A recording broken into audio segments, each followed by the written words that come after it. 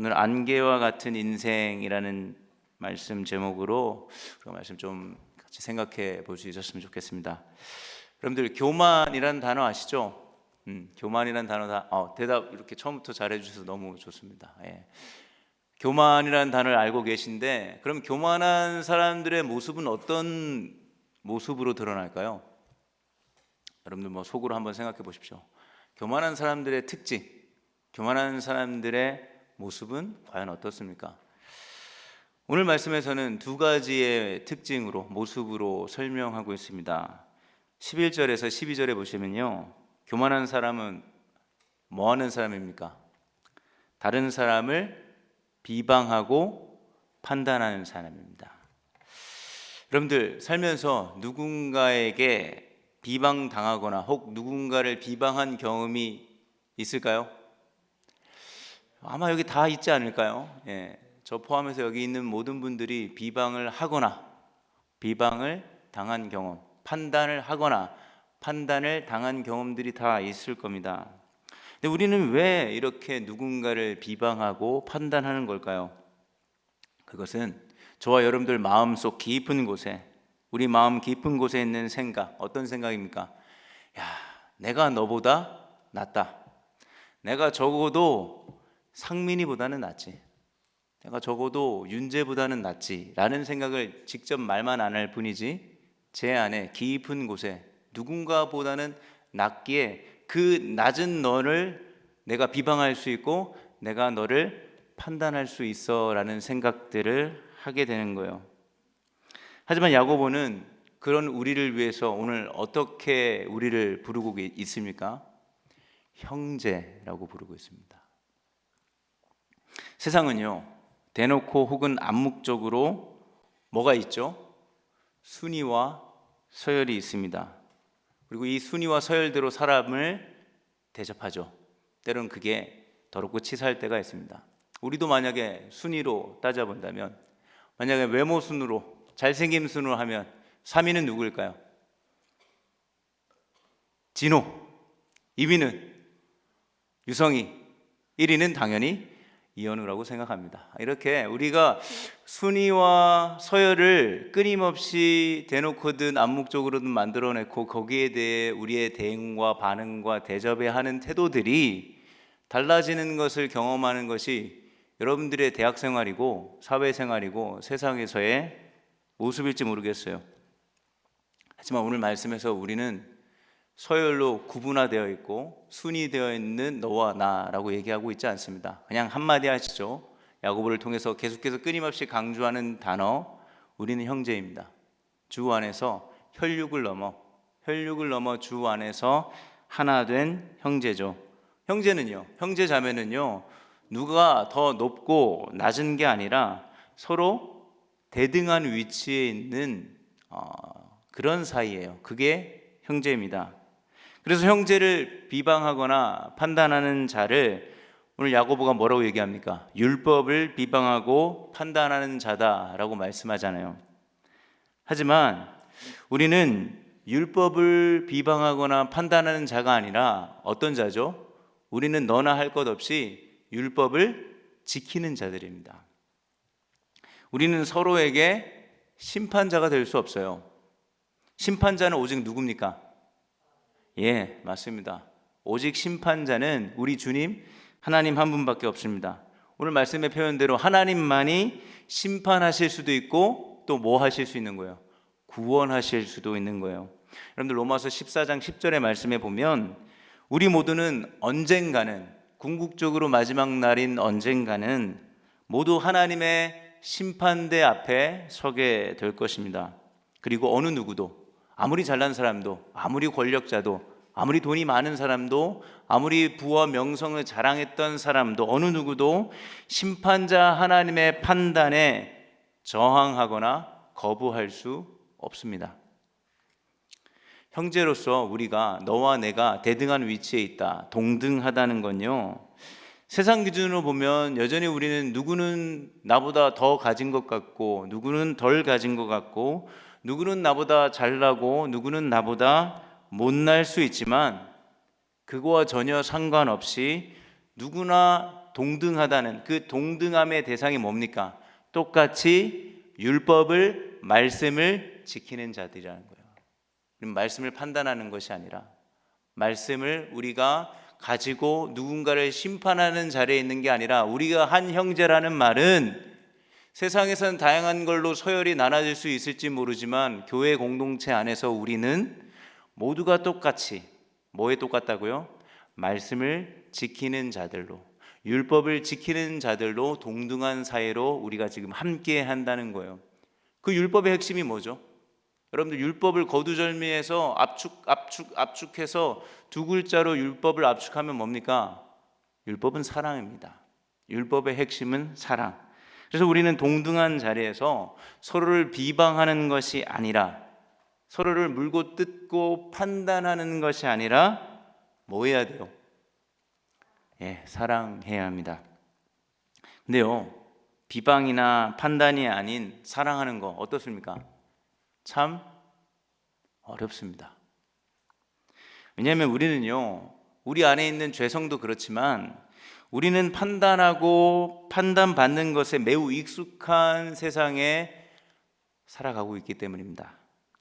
취직을 하거나 사회생활을 좀 더 잘하려면 타인의 평가와 판단에, 그 기준에 나를 맞추어 살아가기 위해 부단히, 어떤 식으로든 우리는 부단히 애를 써야 합니다.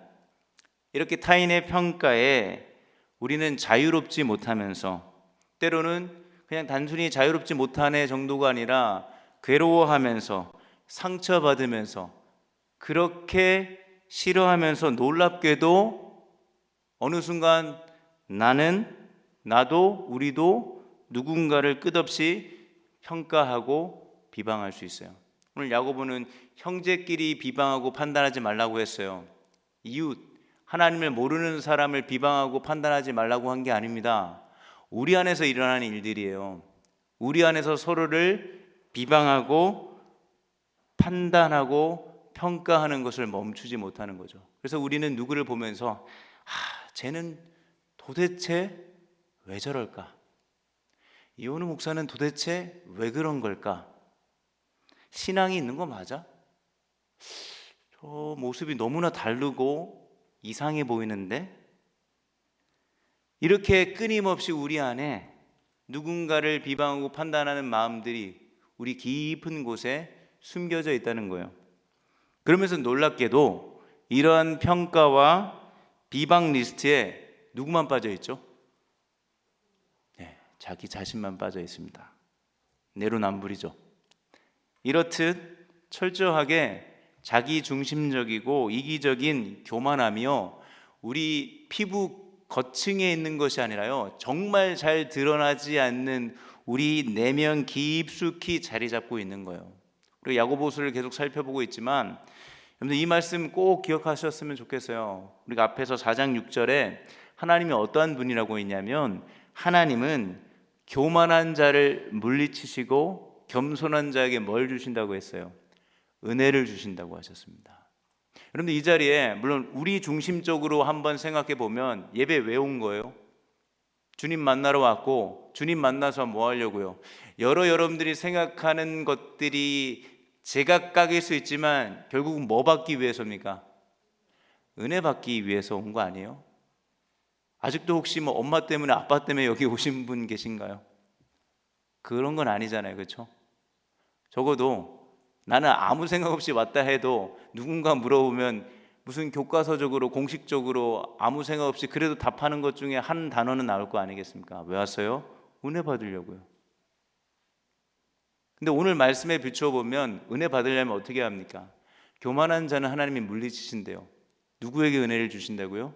겸손한 자에게. 남을 비방하고 형제를 판단하는 그 교만한 자는요, 모르겠습니다. 제가 단정적으로 애누리 없이 못 봤습니다. 그렇게 할 수 없죠. 하나님은 그런 분들도, 그런 자들도 하나님께서 하나님의 때에 은혜를 부어주시니까요. 그러나 가능성으로 보자면 그렇게 형제를 비난하고 비방하고 판단하는 자는 하나님의 은혜를 받기 어렵습니다. 그럼에도 이렇게까지 우리가 이야기를 하고 이 정도를 알고 있다 하는 우리가 여전히 누군가를 판단하고 비방하는 것을 멈추는 것은 잘 안 됩니다.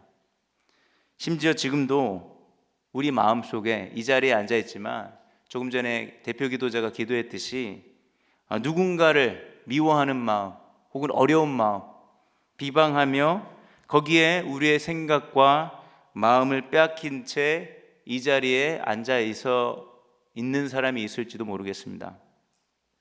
좀 더 과장해서 말하면요, 이런 거죠. 아니, 비방을 하지 말라는 건 나보러 죽으라는 건데요 라고 할 만큼 우리는 이 비방과 나 자신을 뗄래야 뗄 수 없을 만큼 아주 밀착되어 있음을, 그런 모습을 종종 보게 됩니다. 그만큼 안 하기 힘들다는 거예요. 내가 안 해야지라고 결단한다고 해서 안 해지는 게 아닙니다. 그럴수록 뭐 하고 싶죠? 더 하고. 저만 그런 건가요? 내가 안 해야지. 저 사람 보면 벌써 자꾸 안 좋은 모습만 보이고 자꾸 판단하게 되고 비방하게 되는데 안 해야지 하면 진짜 안 해져요? 그럼 비결 좀 알려주세요. 그런 비결. 그렇게 단순한 비결이 있으면 저도 좀 사사받고 싶습니다. 오히려 더 하게 될 때가 많습니다. 잠깐 참았다가 폭발하는 것이죠. 도저히 내 힘으로 학력의 문제가 아니에요, 여러분들. 못해지나 더 심할 수 있어요. 더 잔인할 수 있습니다. 더 은밀할 수 있습니다. 조심하세요. 그 무엇도, 여러분들이 가지고 있는 그 무엇도 내가 가진 것으로 이걸 통제해 보리라 안 됩니다. 이런 내 모습을 보면 우리는 뭘 확인해야 되죠? 내 속 깊이, 내 안에 깊이 뿌리 박힌 죄악을 여러분들 발견할 수 있으셔야 돼요. 우리 한번 해결해 봅시다. 우리 죄인입니다. 정신 차리세요. 이걸 이야기하기 전에 우리 안에 너나 할 것 없이 우리 안에 뿌리 박혀 깊이 우리의 심령 깊이 빙산의 일각처럼 우리는 빙산의 위에 해수면에 드러난 모습을 보면서 판단하고 이것 가지고 주님 죄인입니다, 죄입니다, 용서해 주세요 하지만 그거보다 더 심령 깊이 있는, 자리 잡고 있는 우리의 이 어둠을 보실 수 있어야 합니다. 여러분들, 예수님도 어떻게 죽으셨죠? 사람들의 비방과 종교 지도자들의 그 기준과 판단 속에서 십자가에 달리셨습니다. 그리고 그 십자가 사건이 우리와도 연결이 되죠. 어떻게 해요? 우리도 예수님이 그렇게 죽기까지 사랑하신 지금 이 자리에 있는 형제와 자매를 비방하면서 오늘도 예수님을 십자가에 못 박을 수 있습니다. 모든 죄를 지시고 세상 모든 죄를 지시고 십자가에 달리신 예수님 앞에서는요, 아무리 저나 여러분들이 그럴듯하게 포장한다 해도 그 모든 포장이 벗겨집니다. 그리고 우리 안에 있는, 특별히 우리 심년 깊은, 우리 내면 깊은 곳에 있는 죄가 숨김없이 십자가에 달리신 예수 그리스도 앞에서 드러나는 것입니다. 드러만 나면, 여기서 끝나면 참 괴롭죠. 누가 예수님 앞에 가겠습니까? 누가 십자가를 찾겠습니까? 여기서 끝나지 않습니다. 주님은, 이게 진짜 놀라운 거예요. 저도 설명밖에 할 수밖에 없는 것. 그래서 오늘 이 시간 성령께서 이 이야기들을 가지고 각자에게 의미 있게 깨달아지고 죽은 언어가 아닌 그냥 투박한 되게 진부한 종교 언어가 아닌 살아있는 언어로, 생명의 언어로, 부활의 언어로 여러분들에게 닿기를 소망하며 전달합니다. 그냥 십자가가 우리의 죄를 적나라하게 드러나는 수준에서 끝나는 게 아니라, 그래서 주님은 우리를, 그래, 네가 나를 계속 못 받고 있구나, 네 안에 숨겨져 있는, 그렇게 괜찮은 척하고 아닌 척하지만 네 안에 담겨져 있는 그 죄를 봐라 하고 끝내시는 게 아니라, 우리를 십자가에서 끊임없이 주님을 못 박는 자리에만 계속 푸시하고 그곳에 몰아넣는 게 아니라, 그 자리에서 주님과 함께 십자가에 못 박히고 다시 살아나 새로운 존재로 변화되는 자리로 우리를 이끄시는 거예요. 십자가의 능력은 여기에 있습니다. 우리를 십자가에 못 박는 자로 보게 하시고, 더 나아가 주님과 함께 십자가에 못 박힌 자가 되고 주님과 함께 다시 부활해서 새로운 존재로 살아갈 수 있는 것, 이것이 십자가의 능력입니다. 그리고 우리는 이 시간, 적어도 이 귀한 이 시간 여기까지 왔다면 우리는 이 십자가의 능력을 다시금 들어야 하고, 그냥 한 귀로 듣고 흘리는 수준이 아니라 이 십자가의 능력을 저나 여러분들이나 다시 붙들 수 있는 시간이 되셨으면 좋겠습니다. 교만의 또 다른 모습은 오늘 어떤 모습으로 등장합니까? 자기 자랑입니다. 자기 자랑. 무엇을 자랑할까요? 뭐 자랑할 것들 있겠죠. 그러나 오늘 야고보가 얘기하는 건 뭐죠? 내가 얼마든지 마음만 먹으면 있잖아, 내가 가지고 있는 시간과 내가 가지고 있는 힘과 경험과 능력을 잘 활용해서 내가 원하는 이익을 내가 원하는 때에 얼마든지 얻을 수 있어 라는 자랑입니다.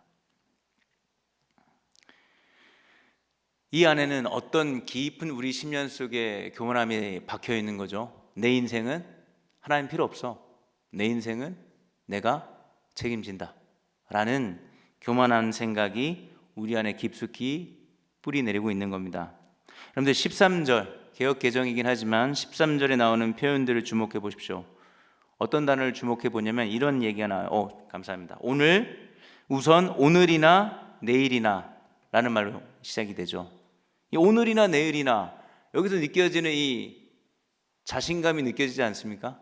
이게 뭔 말이에요? 즉 내가 계획하고 내가 원하는 타이밍대로 내가 무언가를 할 수 있다라는 자신감.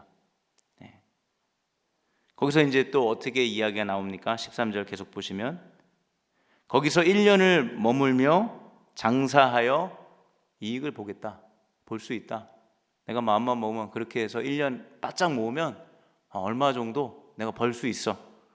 여기서 장사한다는 말은 그냥 단순히 그냥 장사하는 게 아니라요, 이 동사의 의미는 자신의 능력을 충분히 발휘하면 이익까지도 낼 수 있다는 확신이 담긴 이야기예요. 내가 하면 할 수 있어, 이런 말이죠. 이에 14절의 야고보는 어떻게 말합니까? 너희는 뭘 알지 못한다고요? 오늘이나 내일이나 하는데 좋아. 근데 너희는 내일을 알지 못해. 여러분들 내일 일어날 일 알 수 있습니까? 모릅니다. 그러면서 너가 가지고 있는 생명이 도대체 뭐냐, 살아있음이 뭐냐 하면서 아주 멋진 비유로 이야기를 하죠. 너희는 잠깐 보이다가 없어지는 뭐다? 한계다. 그리고 성령님은 오늘 말씀을 통해 저와 여러분들에게도 이렇게 말씀하십니다. 야, 내일 무슨 일이 일어날지 모르는데 시간을 계획하고 네가 가진 능력으로 열심히 하면 원하는 것들을 얻을 수 있다고? 그 자신감은 어디서 나오는 자신감이냐? 그 근저감은 도대체 뭐냐? 그리고 자꾸 네가 말하는 그 시간, 네가 말하는 그 경험, 네가 말하는 그 능력, 그거 네 거였냐? 네가 가지고 있다라는 그 여유와 기회, 그 태생적부터 네가 가지고 있는 것처럼 자꾸 착각하는데 그거 내가 준 거 아니냐? 라고 말씀하신다고요. 부드럽게 말씀하실 수도 있지만 부드럽게 말씀하시든 화를 내시든 매우 뼈를 때리는 말씀입니다. 이렇게 듣는 우리는 어떻죠? 이렇게 듣고 있는 이 시간에도 우리 뼛속 깊은 곳에 이 교만한 죄가 자리 잡고 있기 때문에요, 쉽게 포기 안 해요. 이렇게 말을 듣는다고 해서. 그럼에도 이 시간에도 우리는 뭐 하고 싶어요? 자랑하고 싶습니다. 자랑하고 싶어요. 오히려 자랑하지 못해서 뭐 하죠? 아쉽고 속상하고 열받고 질투의 불길이 활활 타오릅니다. 쉽게 꺼지지 않습니다. 야고보는 오늘 우리에게 팩폭을 날립니다. 너희는 잠깐 보이다가 없어지는 뭐다? 안개다. 안개가 무슨 의미겠습니까? 비유의 장점이죠. 수많은 것들을 우리가 좀 상상하면서 그 의미를 풍성하게 생각해 볼 수 있는데요. 적어도 안개라는 의미는요, 우리의 삶이 안개처럼 불확실하기에 여러분들이 하는 일의 결과가 영원하지 않습니다. 일시적입니다. 안개처럼 잠깐 보이다가 사라집니다. 아무리 여러분들이 극제이야, 나는 정말 꼼꼼해 해서 여러분들이 계획을 치밀하게 세워도 여러분들이 감당할 수 없는 수많은 변수 앞에서 계획은 계획일 뿐인 경험들을 하게 되죠. 여러분들의 자랑거리가 그래도 한두 개 있지 않을까요? 그렇죠? 근데 그 자랑은 영원할 수가 없습니다. 또 다른 자랑거리를 만들기 위해서 여러분들은 더 많은 수고와 노력을 해야 하지만, 그렇게 한다고 해서 항상 자랑거리가 될 만큼의 결과물이 나오는 것도 아니죠. 그러니 얼마나 여러분들의 삶이 빡빡하고 지치고 무기력하고 괴롭고 힘든 거 아니겠습니까? 우리의 모든 걸 쏟아부어서 열심히 무언가를 쌓아보지만 안개이기에 언제 무너질지 모릅니다. 어떤 방식으로, 어느 타이밍에. 마치 바다 위에 짓는, 해변에 짓는, 모래 위에 짓는 모래집과 같은 거죠. 성경의 비유대로 오직 반석 위에 지은 집만이 비바람이 불어쳐도 무너지지 않습니다. 반석 위에 지은 집, 세운 집. 야고보는 그것을 오늘 무엇이라고 말하고 있죠? 우리 15절 말씀입니다. 한번 띄워주십시오. 15절 말씀 우리 같이 읽어보도록 하겠습니다. 시작. 너희가 도리어 말하기를 주의 뜻이면 우리가 살기도 하고 이것이나 저것을 하리라 할 것 이거늘. 아멘. 우리의 삶은 반석 위에 세워졌다는 것은 주님의 뜻 위에 세워져야 합니다. 풀은 마르고 꽃은 시드나 주님의 말씀만이 영원하죠. 비록 나라는 존재는 안개처럼 잠시 있다 사라지지만, 놀랍게도 그 유한하고 연약한 존재인 내가 영원한 하나님의 말씀을 붙들고 살아갈 때 안개처럼 유한한 인생이 영원한 삶을 살 수 있는 거예요. 우리 마지막 찬양으로 부활절 주제곡으로 불렀잖아요. 영원히 살아가는 삶, 영원한 삶. 우리 모두는 안개와 같은 삶을 벗어날 수 없습니다. 아무리 가진 것들이 많고 이룬 것들이 많다 해도 유일하게 영원한 삶을 누리고 이 땅 가운데 경험할 수 있는 것은 내 삶의 베이스를 주님의 뜻에 세워서 그 뜻 안에서 이것도 하고 저것도 하는 삶만이 영원합니다. 안개와 같이 모든 게 영원하지 않고 불확실한 우리의 삶 속에서 무언가 붙잡아 보려고 하고 스스로 해결해 보려고 애쓰지만, 물론 그 모든 것이 쓸데없다, 할 필요 없다라고 말할 수는 없겠지만 결론적으로는 그렇게 해도 안 됩니다. 불가능합니다.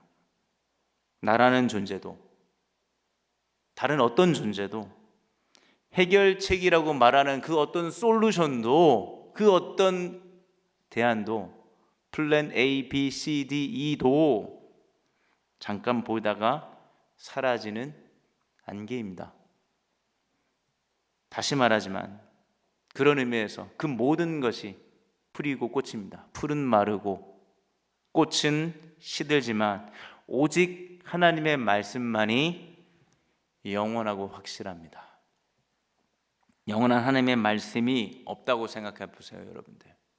여러분들이 말씀을 얼마나 사랑하고 말씀을 가까이 하고 묵상을 하고 읽고 듣고 하는 거와 상관없이 이 자리까지 왔으니까요, 가정해 봅시다. 이 영원하신 이 세상에서 안개와 같은 이 세상과 존재 속에서 오직 하나 영원한 게 있다면 말씀인데, 이 영원한 말씀이 없다면 우린 둘 중에 하나로밖에 살아갈 수밖에 없어요. 여러분들이 인식을 하든 인식하지 못하든. 첫 번째는 뭐겠습니까? 내일을 모르는 불확실함 때문에 어떻게 사는 거예요? 난 오늘만 살아요. 원빈은 아니지만 그냥 오늘만 삽니다. 어떻게 해요? 그냥 내가 하고 싶은 대로, 내 만족대로, 내가 즐기고 싶은 대로 사는 거죠. 아니면요, 반대로 살아갈 수도 있겠죠. 모든 것이 영원하지 않으니까 참 인생이 어때요? 헛헛하죠. 허무하죠. 무슨 의미가 있겠습니까? 의미하는데 무슨 의미가 있어요? 아무 의미 없어요. 제가 지금 그렇다는 게 아니라 감정이입해서 한번 얘기해 봤습니다. 아무것도 소용없는 그 허무감에 빠져서요, 비관적으로 무기력하게 살 수밖에 없습니다. 그런데 영원한 말씀이 있다면 제 삶의 길이 열립니다. 그것은 우리에게 유일한 소망과 기대가 되는 주님의 뜻을 붙잡고 오늘이라는 선물을 받고, 여러분들 그 말씀 안에서 이것도 하고 저것도 할 수 있는 삶이 있어요. 야고보는 이것이 영원한 삶이라고 얘기하고, 이 영원한 삶의 자리에 오늘 이 시간 저와 여러분들을 초대합니다. 말씀을 정리하겠습니다. 우린 이미 다 알고 있었습니다. 알고 있죠? 형제를 비방하지 말아야 하는 것, 형제를 판단하지 말아야 하는 것, 자랑하지 않고 하나님의 뜻대로 살아가야 한다는 거, 혹시 처음 들어보는 사람이 있습니까? 새가족 빼고 다 알고 있습니다. 그리고 이것이 오늘 17절과 연결돼서 생각해 보면 이것이 야고보가 얘기하는 선입니다. 그럼 죄는 뭘까요? 죄는, 여러분들 꼭 우리가 그냥 피상적으로 얘기하는 이 오늘 말씀과 전혀 상관없이 갑자기 악한 말을 하거나 법적으로 혹은 윤리적으로 악한 행동을 하는 것뿐만이 아니라, 오늘 야고보는 뭐라고 얘기해요? 선을 알고도 행하지 않는 게 죄다. 이 말씀 앞에서 우리가 자유할 수 있는 사람이 몇 명 있을까요? 여기서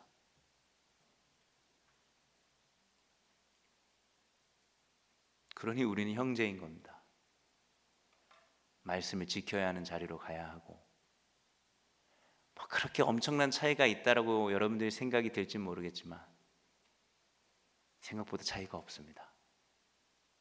모두가 선을 알고 있었지만 선을 행하지 못하는, 이래저래 핑계를 대고 명분을 만들어서 교묘히 피해가는 우리 모두는 죄인입니다.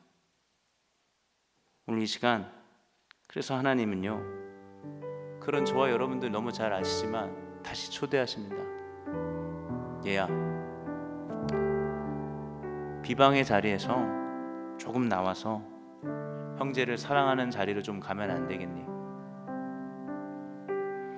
끊임없이 자랑하고 싶은 그 욕구에 분노하거나 충족되어 만족하거나 그 도취감에 취해서 그렇게 살아가는 자리에서 하나님의 뜻을 구하며 이것도 해보고 혹 저것도 해보면 안 되겠니?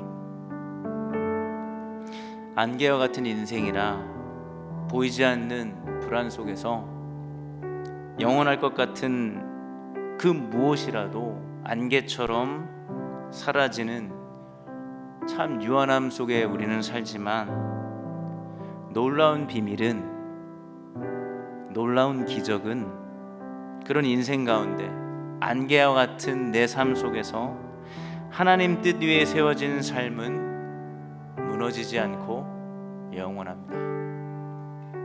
그러니 이번 한 주도 이 고백으로 매일매일 아침에 눈을 떴을 때 쇼츠나 핸드폰이나 유튜브를 보지 마시고 저에게 하는 이야기입니다. 알람을 끄는 척하면서 다른 것에 빠져들지 마시고 눈을 뜨면 스스로에게 고백하고 선언합시다. 주의 뜻이면 15절 말씀이에요. 주의 뜻이면 우리가 살기도 하고 이것도 하고 저것도 할 수 있습니다. 오늘 하루를 주의 뜻 안에서 이것을 하든 저것을 하든 내가 해보겠습니다. 내 힘으로 살려고 하지 말고 이것도 저것도 할 수 있는 그 일거리들을, 그 무엇을 여러분들이 정하지 말고 주님께 물을 수 있는 하루하루로 그 하루를 채워가며 우리 다시 다음 주에 만날 수 있었으면 좋겠습니다. 그리고 여러분들 그 소소한 일상 가운데 하나님께서, 지금도 살아계신 하나님께서 작지만 혹은 때로는 크게, 작게, 그러나 분명하고 확실하게 말씀하시고 일하실 그 하나님을 만날 수 있기를 예수님의 이름으로 축원드립니다.